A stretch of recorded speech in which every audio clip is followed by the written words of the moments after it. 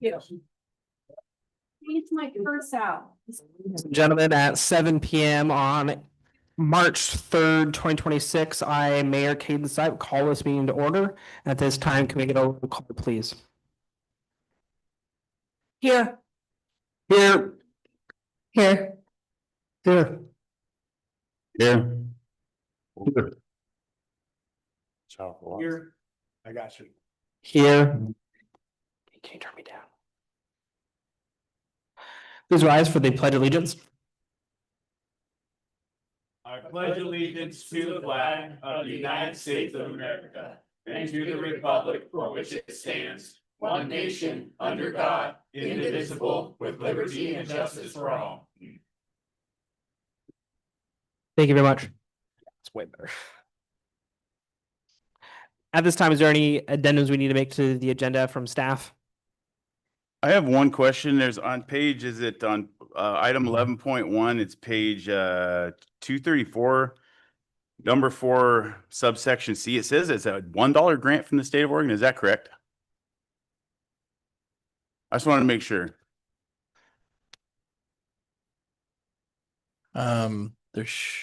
Sorry. Which agenda? What's it? It's 11.1 and it's section 4. It's page 234, number 4. It's subsection C, and it says with the $1 grant from the state of Oregon. I didn't know if that was a typo or if that, some weird thing. I just wanted to make sure.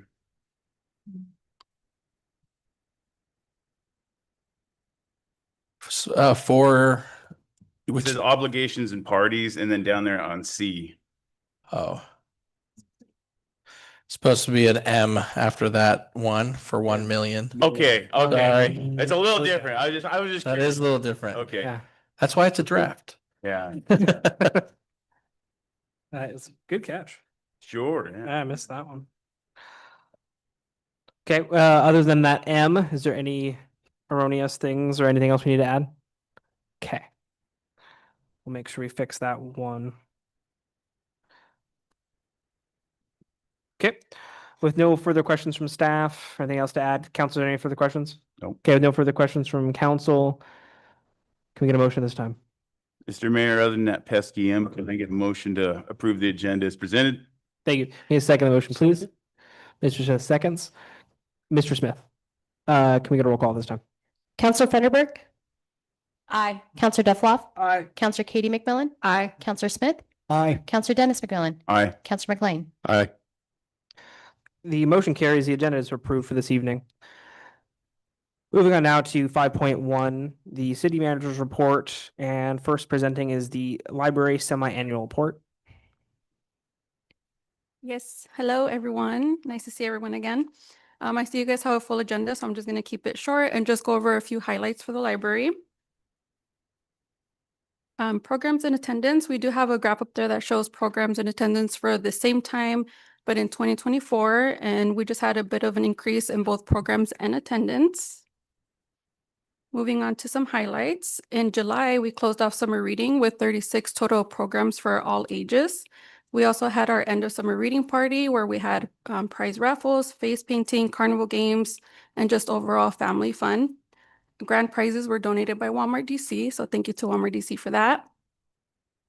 In September, we hosted our annual Dino Day program, which is in collaboration with Parks and Rec. We had a total of 2 sessions and 92 participants. So it was, very well attended, and it was hosted in the library. So if you can imagine that small space, everybody was pretty cramped, but everybody had a ton of fun. The next event we'll be hosting in July to host the summer school program. So we look forward to hosting them for that.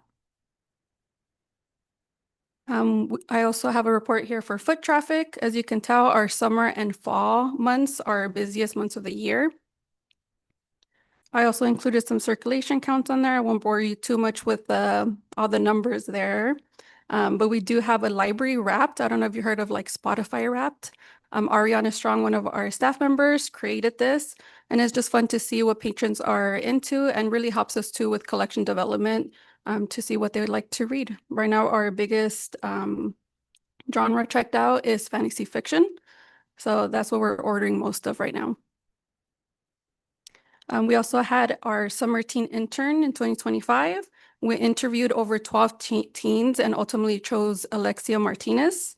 As part of this internship, the team must create a connected learning project where, apart from doing like basic duties at the library like shelving and helping patrons, they also create a program, service, or event from start to finish. This includes planning, budgeting, creating flyers, advertising, and implementing the program. She chose to do a Summerween program, which basically is Halloween and summer. We had costumes, crafts, face painting, and a spooky movie. We look forward to seeing what this summer's interns going to create. Moving on to library news, we do have a new blog that's up on our website, as well as some book clubs on an app called Fable. If you're interested in signing up for that, all that information is on our website, as well as more upcoming events as well. Lastly, I do want to give a shout out to library staff for holding down the fort while I was on maternity leave. They did such a great job. All of these programs were actually held while I was away. So just want to give them a shout out. Thank you. Thank you. Thanks. Awesome. That's cool. Yeah. Yeah. Any questions from council this time? Just a quick question. So was the intern choosing to do a reading program? The driver for, I mean, I noticed on another page you had a gigantic increase in minutes read. Yeah. Was it a direct connection? Nope, it wasn't connected to that. She chose to do a separate program for that. But she did increase some foot traffic for attendance for that for teams. But, I mean, if they're separate, it's even better news. Yeah, Oh. for sure. Thank you. Awesome. Any questions or comments? Okay, no further questions or comments. Nice job. Thank you very much for presentation. Moving on now to 5.2, the fiscal year 2024-2025 audit review. Ms. Ince? Yeah, so the audit is complete now and in your guys' packet.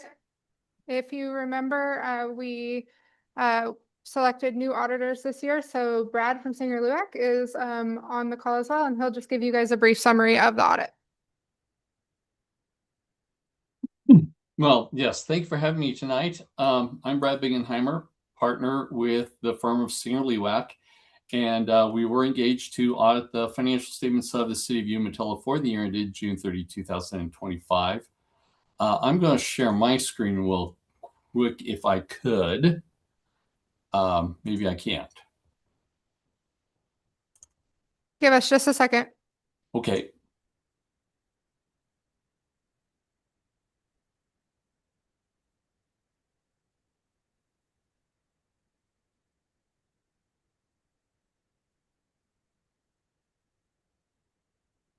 All right, you should be able to now. Perfect.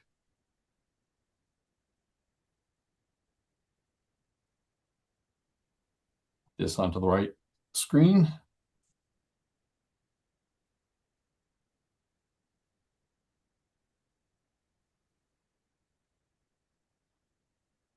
Okay, hopefully you can see that.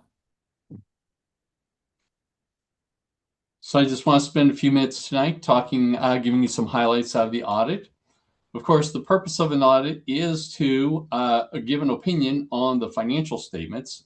And so our audit report is what we consider to be an unmodified report, which essentially says, in our opinion, the financial statements present fairly in all material respects the financial position and results of operations of the city of Umatilla for the year ended June 30, 2025.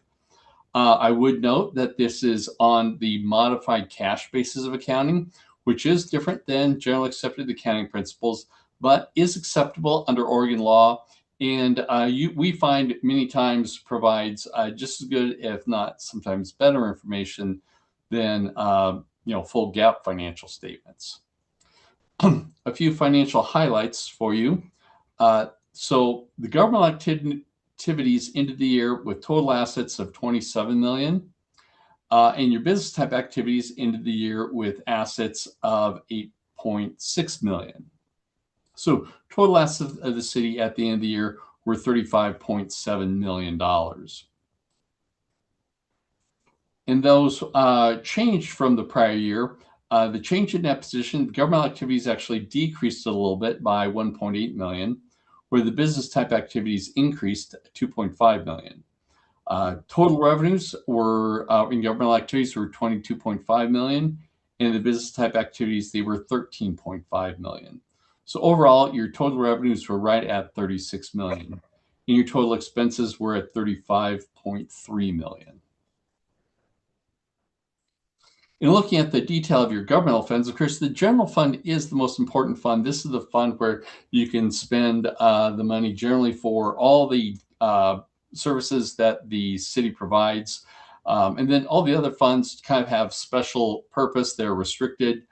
So essentially, the general fund ended the year with a fund balance of just over $8 million. And all the other funds had fund balance of 18.9 million. Your general fund did have an increase of $570,000 over the prior year, while your other funds had decreases as you were expending down resources. There you had a decrease of 2.4 million. One of the things that we do like to point out, if you look at your general fund balance and compare that to the expenditures for the year, so your general fund represents, fund balance represents about 77% of your annual expenditures. That's a very healthy position for the general fund to be in. Generally, anything above 50 tends to be very healthy.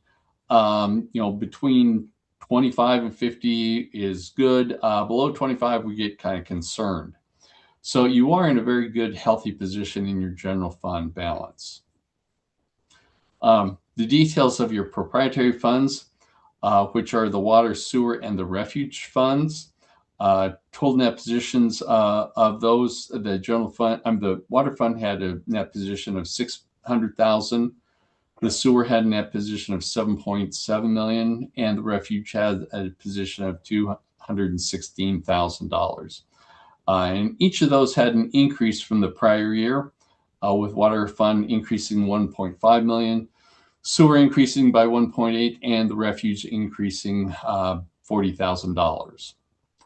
Now, there were a couple changes from the prior year. One of the first things you might notice is that the refuge fund is now included in the proprietary funds. In discussion with city management and finance, the refuge fund basically is supported by user fees. And so accordingly, it really should be shown as a proprietary fund rather than a governmental fund. The other thing that we noted is when we looked at prior information, there was a interfund loan between the general fund and the water fund that was not reflected in the prior audit. And so the first thing we did is we want to report that $1.5 million loan as of the beginning of the year. And then you may have noticed here, we have an internal balance of $750,000. That's what's left on that 1.5 million. So you did have a couple changes from the prior year, but nothing too out of the ordinary. In addition to our audit on the financial statements themselves, we also issue a few other reports. The first one is the minimum standards report required under Oregon law. This Oregon law requires us to look at the city's compliance with specific laws and regulations, deposits of public funds, indebtedness, budgets, insurance, programs funded by outside sources, highway revenues, investments, and public contracting. So as part of our audit, we perform tests to determine whether we identify any instances of non-compliance. And I'm happy to report that our testing did not indicate any non-compliance in these areas. The minimum standards report also talks briefly about internal controls. So as part of every audit, we come in and we obtain an understanding of your entity's internal controls. That allows us to help plan the audit to identify any areas where there might be weaker internal controls. And in addition to that, if we identify anything that we believe should be brought to your attention as far as weaknesses in internal controls, we will be bringing those forth to you in a separate document. I'm happy to report that we did not identify any weaknesses in your internal controls. So another report we issued, because the city expended more than $750,000 of federal awards this last year, you were also subject to government auditing standards. These are standards that are issued by the federal government requiring us to look at basically two things. The first is, once again, internal controls. They're similar like what we do with, Oregon minimum standards. And then in addition to that, also in compliance with any other laws or regulations that could have a material effect on the financial statements. As I said, in looking at the other compliance, we didn't identify any instances of non-compliance. So nothing to report there. And then the final report we issue is on federal compliance. So because you expended more than $750,000 of federal awards, we did have to test specific programs. And in testing those, we do two things. We first test whether or not you have internal controls over the compliance requirements and whether or not you actually did comply with the requirements of each major program that we test. So this last year, you had total federal expenditures of $1.9 million. The program tested was a disaster grant under FEMA, with expenditures of $997,000. So we tested basically over half of your expenditures of federal awards. And in that, we did not identify any weaknesses in internal controls or any instances of noncompliance with the requirements of those programs. So with that, if you have any questions, I'd be happy to try and answer them.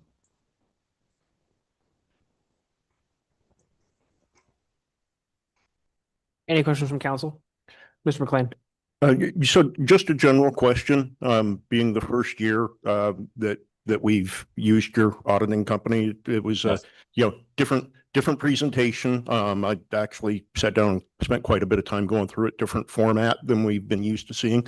I just have a question for you. Did you, other than the stuff you noted, was there anything that you would say was a surprise in the financial situation of the town, from an audit perspective? No, we recognize, you are a small organization. And, many times when we see our auditing smaller organizations, we do identify weaknesses in internal controls. And so I do want to give some, kudos to your staff for really, thinking about how to structure your internal controls to make sure you have, adequate segregation of duties, and things that are flowing through the system appropriately. So if that was a kind of a pleasant surprise, that we didn't find any weaknesses in your internal controls, because many times with small cities we do find them. Thank you very much. But Any further questions from council? Okay. Well, thank you very much, Ms. Sintz, and thank you very much for your presentation. yes, thank you for having me tonight. And I do want to say thank you to the city staff. When we come into an audit, we ask for a lot of documents and we ask a lot of annoying questions. We're kind of a disruption to their normal work. But I do want to thank city staff for working with us, made the process very, quick and efficient. Kind of got us in a little bit late in the year, so we are, a little bit later than we'd like to be in our reporting. But I do want to thank city staff for all their help with things. Thanks, Brad. Thank you. Can you make us the host, Brad? I stopped sharing. I still need control back of the meeting. Sorry. Let's see.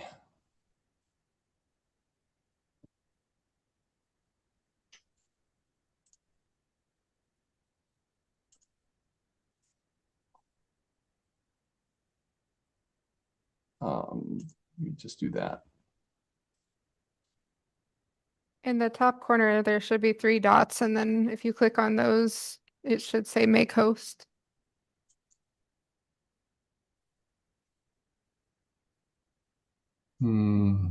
Sorry. I don't use. Okay. I'll have to use. Oh, I know. Here.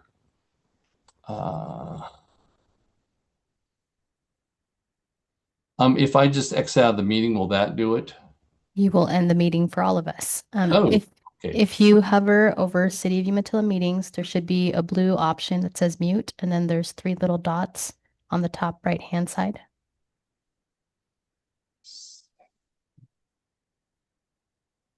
I apologize that I'm being All right. kind of technically challenged okay. here. So just hover over the top right corner and you'll see an option that says mute. And then right next to it, it'll be so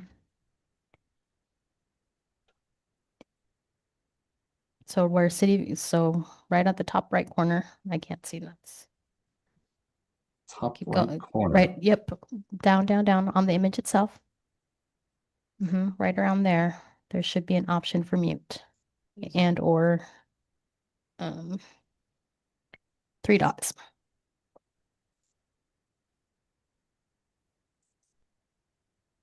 I apologize for this.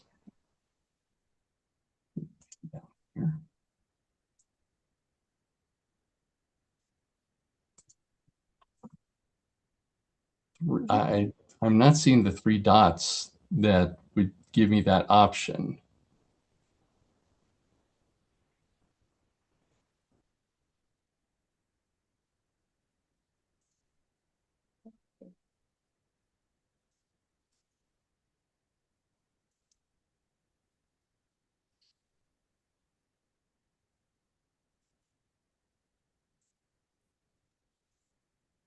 No, he's still the host.